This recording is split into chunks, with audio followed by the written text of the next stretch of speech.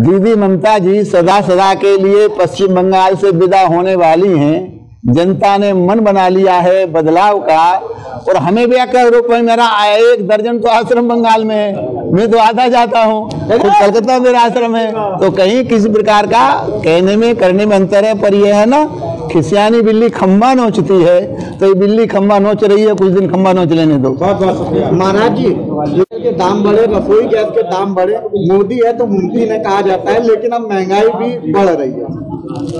आप क्या कमाल की बात करते हैं? एक चीज बताइए क्या बढ़ रहा है? मोदी राज में सब सस्ता हो रहा है। मोदी राज में पहली बार पाकिस्तान में घुस के मारा, मोदी राज में पहली बार चीन को पीछे खदेड़ा, मोदी राज में पहली बार 370-35 को खत्म किया। मोदी राज में आप लोगों के पास कोई मामला ही नहीं होता। साक्षी महाराज के आगे राम मंदिर 500 साल का मुद्दा, राम मंदिर बनने लगा है।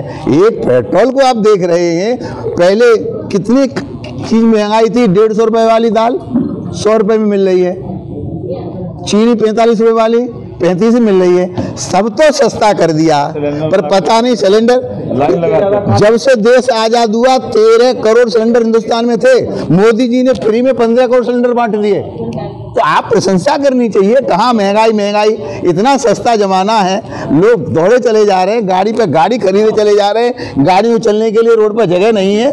कमाल है, ये सब है, मोदी है तो मुमकिन है, तब इतना भारत उज्जवल होता चला है। सारे वैक्सीन, प्रगतिशील देश वैक्सीन नहीं बना पाए, भारत ने वैक्सीन बनाई, और प्रगतिशील देश हमसे वैक्सीन मांग रहे हैं और हम वैक्सीन सप्लाई कर रहे हैं। इससे बड़ा सौभाग्य हिंदुस्तान के लोगों का क्या हो सकता है? कोई एक कहानी हो तो बताएं।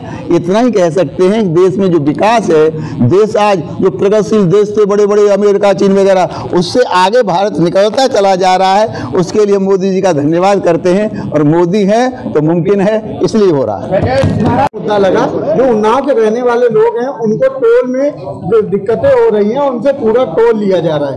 टोल के जो अधिकारी हैं, जो कर्मचारी, वो लोगों से बदतमीजी करते हैं, और वहाँ पे किसी भी प्रकार का अनुशासन नाम की चीज नहीं है। इसको लेकर NHI को लेके जिस दिन से मैं उन्नाव में आया हूँ 2014 में, तब से ही बहुत गंभीर था। आपका ये रेल वाला पुल बिल्कुल धूल चाट रहा था, इसको बनवाया। उसके बाद ये आपका टोल प्लाजा है, उसको लेकर के मैंने कम से कम 2-2.5 दर्जन पत्र स्वयं लिखे हैं। एक बार अरुण जी को लेकर स्वयं गडकरी साहब से मिला हूँ, अब वो गिरी जी को बुला के मीटिंग कर चुका हूँ, आज फिर बुलाए हैं, इनसे प्रतिदिन फिर लूँगा, और निश्चित रूप से मैं गडकरी साहब से मिलूँगा, और मैं ऐसा करूँगा कि वो जो ग्राम सभा है उसका भी सम्मान हो, और हमारे ज़िले के मीडिया कर्मियों का भी सम्मान हो, और जिस प्रकार की घटनाएं वहाँ घटित होती हैं, अपमानजनक घटनाएं घटित न हो, ये मेरी जिम्मेदारी है, क्योंकि मैं यहाँ का सांसद हूँ और केंद्र का प्रतिनिधित्व करता हूँ।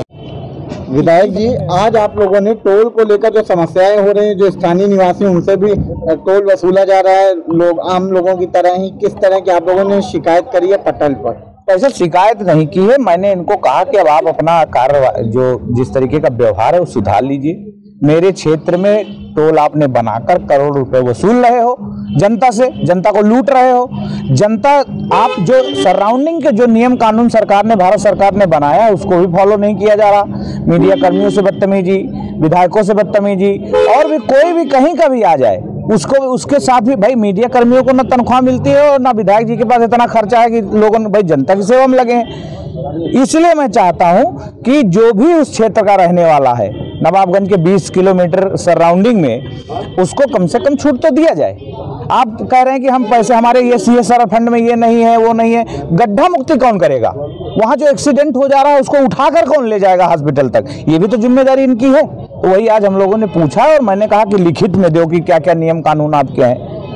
जिस तरीके से वहां पे गिरी जी आए थे, गिरी ना जी, गिरी जी आए थे, वो गिरी जी जो बता गए कि साहब ये मेरे पास नहीं है, ये मुझे जानकारी नहीं है, वो जानकारी नहीं है। हमने कहा ऐसे नहीं चलेगा, आप लिखा पढ़ी में दो, ताकि हम मीडिया कर्मी के द्वारा हम लोग इसको अपने अपने फेसबुक व्हाट्सएप पे चिपका के लगावें कि भाई जिसको टोल प्लाजा पे जाना है, डेली आना जाना है, वो मासिक एक छूट वाला हमारा पास बनवा ले, आधार कार्ड देकर वो आए जाए। तो इसके लिए हम लोगों ने आज इनको टाइट किया है, और कल से घेर के हमने पूरे नियम कानून मांगे हैं। ये नहीं मान, आप लोगों ने टोल का मुद्दा उठाया है, क्या परेशानियां हो रही टोल से? अवैध वसूली की शिकायतें आती लगातार? अवैध वसूली की निरंतर शिकायत है। ओवरलोडिंग के नाम पर काला बाजारी हो रही है। ओवरलोडिंग, सरकार ओवरलोडिंग के खिलाफ है, परिवहन विभाग सक्रिय रहता है, उसके बावजूद भी टोल पर हजारों नहीं लाखों रुपए की ओवरलोडिंग का धंधा चल रहा है। टोल को लेकर के नितिन गडकरी साहब का एक पत्र हम और माननीय सांसद साक्षी महाराज जी मिले थे, उसका उन्होंने जवाब दिया है कि नवाबगंज टोल से 20 किलोमीटर की परिधि में रियायती पास बनेगा, आधार कार्ड स्थानीय होना चाहिए, गाड़ी कहीं की भी रजिस्ट्रेशन हो, स्वामित्व और आधार कार्ड की पहचान एक रहनी चाहिए। जिस पर यह हुआ है, आज जो NHAI के अधिकारी थे उन्होंने गुमराह करते हुए पत्र भेजा था माननीय सांसद जी को और जिलाधिकारी महोदय को और मुझे। उनका जो गोलमोल जवाब था, आज उसको दिशा की बैठक में सदन के माध्यम से मैंने उनसे स्पष्ट करा लिया है कि नवाबगंज के 20 किलोमीटर की दूरी की सभी क्षेत्र के निवासी जिनका आधार कार्ड स्थानीय होगा, गाड़ी कहीं की भी रजिस्टर्ड हो, उन्हें रियायत पास बनेगा। ये हमारे क्षेत्र के लिए, पूरे उन्नाव के लिए सौभाग्य की बात है कि पिछले 10 सालों से हम ठगी का शिकार थे और आज इस दिशा की मीटिंग के माध्यम से हम न्याय पा रहे हैं। माननीय विधायक अनिल जी ने भी जोर से रखा, माननीय सांसद साक्षी महाराज जी और श्रीकांत कटियार जी के नेतृत्व में जो बैठक आज हुई है, उसका पूर्ण लाभ नवाबगंज से 20 किलोमीटर के लोगों को मिलने वाला है। यहाँ पर जो भी लोग अभद्रता की शिकायत आती थी, उसके लिए भी चर्चा की गई है। टोल के द्वारा किसी प्रकार की जनहित की सोलर लाइटों के लिए हम लोगों ने पक्ष रखा था, उस सोलर लाइटें नितिन गडकरी साहब के आदेश पर लगाई गई हैं। आज हम लोगों ने मांग रखी है कि यात्री प्रतीक्षालय, मुख्य चौराहों पर यात्री प्रतीक्षालय बनने चाहिए। बहन बेटियां जो मार्ग में खड़ी रहती हैं साधन के लिए, वो कम से कम छाया में बैठें। सुविधा देना NHAI का दायित्व है। मैंने एक मांग और रखी है कि जो राष्ट्रीय राजमार्ग ये 27 है, पहले 25 था, अब 27 है, इस पे जो कैजुअलिटी होती है, क्या कोई ऐसा मद भी है कि NHAI की पर्ची, जैसे हम रेल की यात्रा करते हैं, रेल का टिकट ले लेते हैं तो एक्सीडेंट का क्लेम हमारा रहता है, जहाज की यात्रा करते हैं अंडर स्टूड रहता है, उसको क्लेम मिलता है। क्या टोल की पर्ची कटवाने वाले को भी, जिसके पास एक बिस्वा जमीन नहीं होती, उसे कृषि बीमा नहीं मिलता है? क्या टोल या भारत सरकार या परिवहन विभाग उनके दुर्घटना बीमा की कोई व्यवस्था सुनिश्चित करती है?